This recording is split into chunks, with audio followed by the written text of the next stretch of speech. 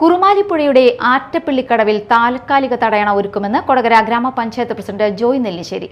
പുഴയുടെ വിവിധയിടങ്ങളിൽ തടയണകൾ നിർമ്മിക്കുന്നത് മൂലം ചിമ്മിനി ഡാമിൽ നിന്നും വെള്ളം തുറന്നുവിടുന്നതിന് നിയന്ത്രണം ഏർപ്പെടുത്തിയിട്ടുണ്ട്. ഇതേ തുടർന്നാണ് പുഴയിലെ ജലനിരപ്പ് താഴ്ന്നത്. ആറ്റപ്പള്ളിക്കടവ് കൊടകര പഞ്ചായത്ത് പ്രസിഡന്റ് സന്ദർശിച്ചു.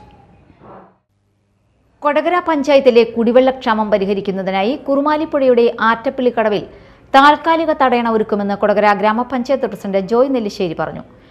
കൊടകര ടൗണിൽ ഇന്നു മുതൽ വെള്ളത്തിൻ്റെ ക്ഷാമം അനുഭവപ്പെട്ടേക്കാണ്.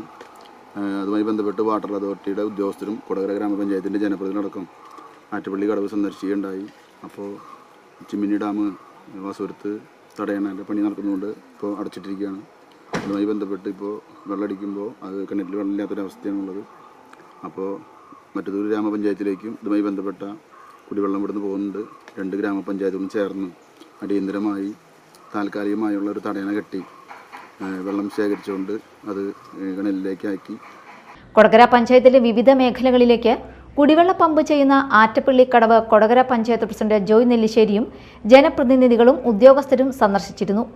പുഴയുടെ വിവിധ ഇടങ്ങളിൽ തടയണകൾ നിർമ്മിക്കുന്നത് മൂലം ചിമ്മിനി ഡാമിൽ നിന്നും വെള്ളം തുറന്നുവിടുന്നതിന് നിയന്ത്രണം ഏർപ്പെടുത്തിയിട്ടുണ്ട്. ഇതേ തുടർന്നാണ് പുഴയിലെ ജലനിരപ്പ് താഴ്ന്നത്. ഇതിന് പരിഹാരം കാണുന്നതിനായിട്ടാണ് താൽക്കാലികമായി മണൽച്ചാക്ക് നിറച്ച് തടയണ നിർമ്മിക്കുന്നത്. പുഴയിൽ വെള്ളം ഉയർന്നാൽ വെള്ളം പമ്പ് ചെയ്യാൻ സാധിക്കുമെന്ന് അദ്ദേഹം പറഞ്ഞു. ക്ഷേമകാര്യ standing committee chairperson Mini Dasan, വികസനകാര്യ standing committee chairman Vinayan Thottappally, ward മെമ്പർമാരായ ആശാ രാമദാസ്, വിദ്യാ സുനിൽകുമാർ, ജലവിഭവ വകുപ്പ് ഉദ്യോഗസ്ഥർ എന്നിവരും അദ്ദേഹത്തോടൊപ്പം ഉണ്ടായിരുന്നു. Media time, Kodakara.